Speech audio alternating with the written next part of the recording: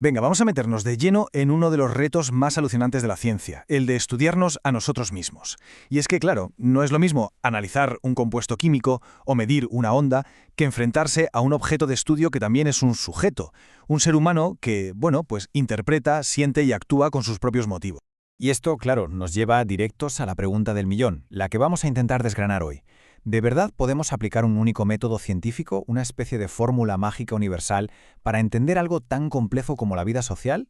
O a lo mejor la propia naturaleza de lo que estudiamos nos obliga a pensar de una forma completamente distinta. Aquí está, digamos, el meollo de la cuestión. Por un lado, las ciencias naturales, que estudian objetos, buscan leyes que se cumplan siempre y que nos permitan predecir qué va a pasar. Por otro, las ciencias sociales, que se enfrentan a sujetos, a personas cuyas acciones tienen un significado, y ese significado hay que interpretarlo para entenderlo. Vamos, que no tiene nada que ver explicar por qué hierve el agua a 100 grados que comprender por qué una comunidad entera sale a la calle a protestar. Bueno, pues este es el plan de viaje que tenemos por delante. Vamos a empezar con ese sueño de un método único, universal, y luego iremos conociendo a los grandes rivales que le salieron al paso, cada uno con una idea totalmente diferente sobre cómo deberíamos mirar la realidad social. Nuestra historia arranca con una ambición enorme, casi una osadía, la de aplicar la certeza y el rigor de las matemáticas y la física al estudio de la sociedad. Es lo que se conoce como el sueño positivista. Fijaos cómo fue cogiendo fuerza esta idea. Empezó con Descartes, que soñaba con una especie de matemática universal para todo el saber. Luego llegó Comte, que funda la sociología con esa promesa de que sería una ciencia empírica como la física. Y ya en el siglo XX el método hipotético deductivo se convirtió en el rey absoluto. El plan era sencillo y parecía infalible. Lanzas una hipótesis, deduces qué debería pasar y lo compruebas con datos. Parecía que no había otra forma de hacer ciencia, ¿verdad? Pero claro, este reinado, pues, no iba a durar para siempre. No tardaron en aparecer voces, tanto desde la filosofía como desde las propias ciencias sociales, que empezaron a preguntarse si ese método único era de verdad la mejor herramienta para entender la complejidad humana. El origen de todo este lío está en esta distinción que hicieron los filósofos alemanes.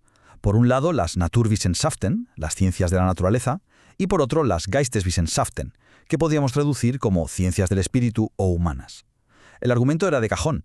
No se puede estudiar la historia, la cultura o el arte con el mismo método con el que estudias la gravedad.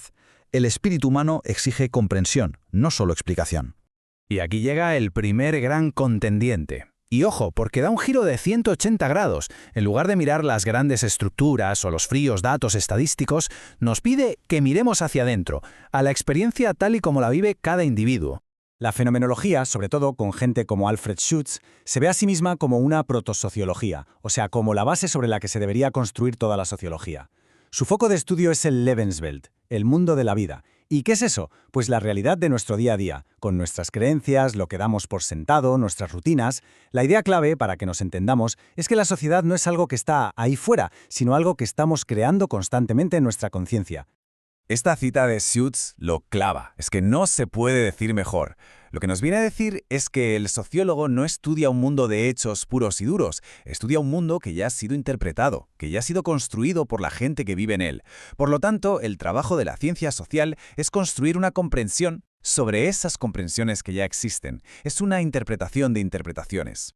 Vale, ¿y esto en qué se traduce en el día a día de un investigador? Pues mirad, es la base de casi toda la investigación que llamamos cualitativa. Cuando un etnógrafo se va a vivir a una comunidad para entender su cultura desde dentro, o cuando alguien de diseño investiga la experiencia de un usuario con una app, lo que están haciendo, lo sepan o no, es aplicar principios fenomenológicos. La clave es captar el significado subjetivo, entender el porqué desde la perspectiva de quien lo vive.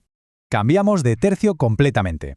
Ahora vamos a ver unas corrientes que, aunque no niegan la importancia de lo subjetivo, ponen el foco en las grandes estructuras de la sociedad y, sobre todo, en las relaciones de poder que le dan forma.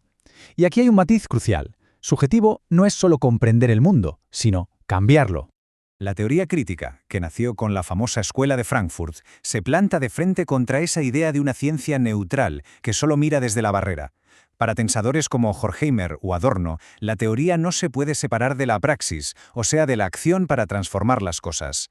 El conocimiento no es para acumularlo en una estantería, es una herramienta para un fin mucho mayor, liberar a la gente de las formas de dominación. Y este es el corazón, la idea central de la teoría crítica. Toda investigación social debe tener un interés, una intención. No vale solo con describir cómo son las cosas. Hay que analizar cómo podrían y cómo deberían ser para que tengamos una sociedad más justa y más racional. Entonces, ¿cómo lo hacen? ¿Cuál es el método? Pues sigue 3 pasos.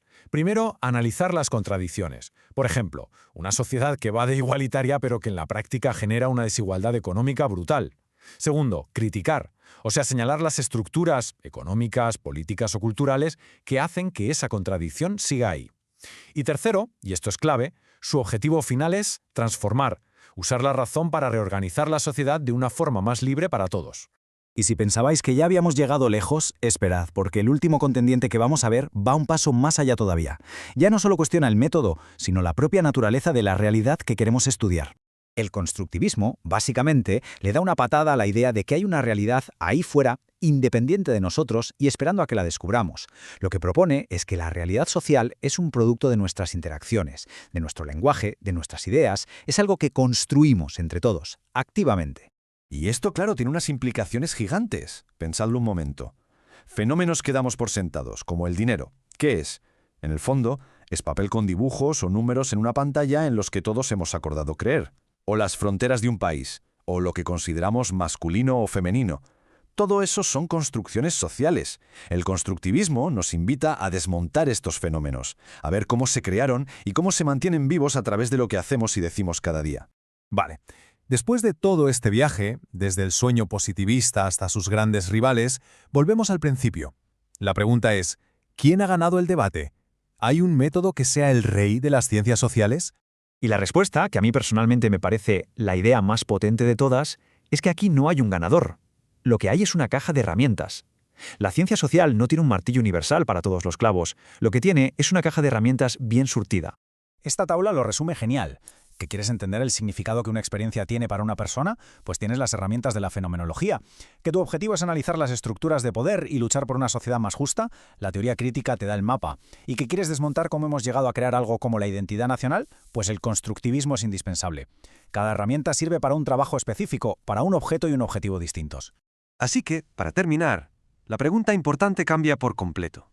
Ya no se trata de buscar el método verdadero, sino de saber elegir la herramienta adecuada para el problema que tienes delante. Y esto nos deja con una última idea en el aire. ¿Y si resulta que esta diversidad, esta riqueza de herramientas, es precisamente la mayor fortaleza de las ciencias sociales?